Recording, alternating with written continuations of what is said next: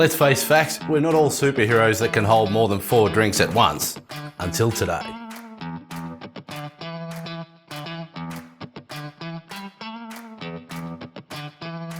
We're bringing out some really cool tools for this DIY drinks caddy.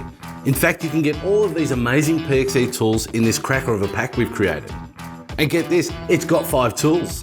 A drill driver, impact driver, circular saw, angle grinder, detail sander, 2 3-amp hour batteries, and a fast charger.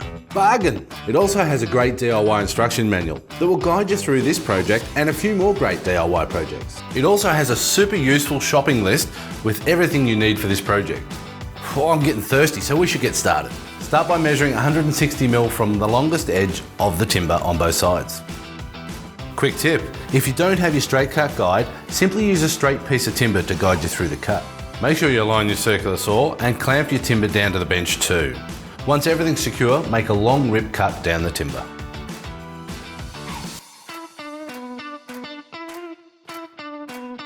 We're going to mark a line 205mm from one end, and this will be the base for the caddy. Then 2 lines 275mm from here for the sides. Clamp it down and cut along these 3 lines.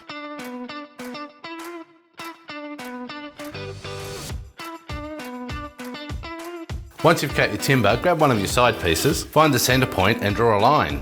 Then choose which end will be the top and which will be the bottom. At the top end, mark 20mm from either side of the centre point. At the bottom end, measure 130mm up the edge. Connect the top and bottom markings with lines. Clamp both side pieces together, making sure the piece with the markings is at the top. Align these two and drive 2 screws into the top corners. With a 6mm drill bit, we're going to drill 4 holes 7mm from the edge right through both pieces of timber. Grab a 10mm drill bit and drill a hole 25mm from the top along the centre line straight through both pieces. Clamp down the pieces and cut along the lines with a circular saw. This will separate the 2 pieces. Now let's drill 3 pilot holes, then countersink them so that the screws when we drive them in will sit flush.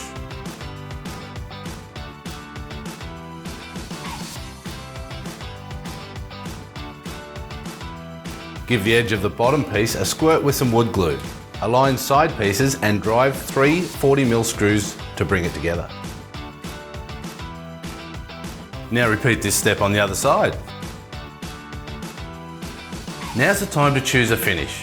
Paint, stain or oil, and also sand down any rough edges and pencil marks.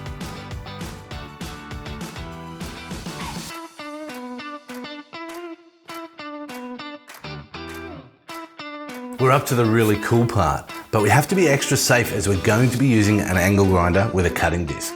Before you start, make sure you have a cutting guard fitted to the angle grinder.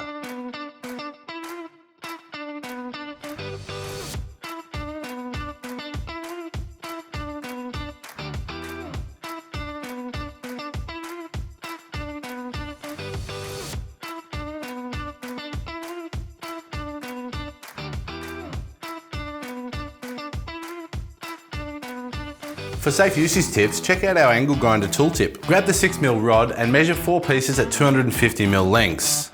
And wrap a piece of tape around the rod to mark those lengths. Measure and mark the 10mm rod at 255mm.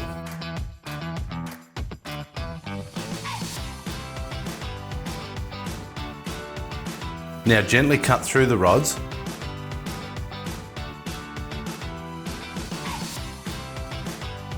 Don't force the grinder, just let it do the work and cut through slowly. Cool, huh? Be sure not to touch the cuts as these will be extremely hot. Give them a couple of minutes to cool down. Gently grind the cuts back so we can thread a nut onto the rod. Place one of the rods through that hole at one end and thread on 2 nuts.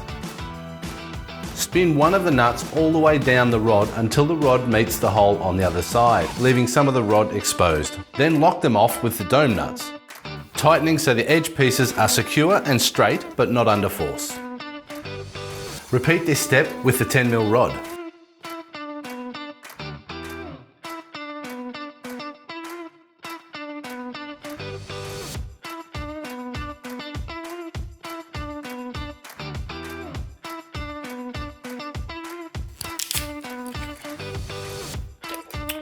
Effervescent. Don't forget to share your projects on the socials using hashtag TeamUpWithOzito.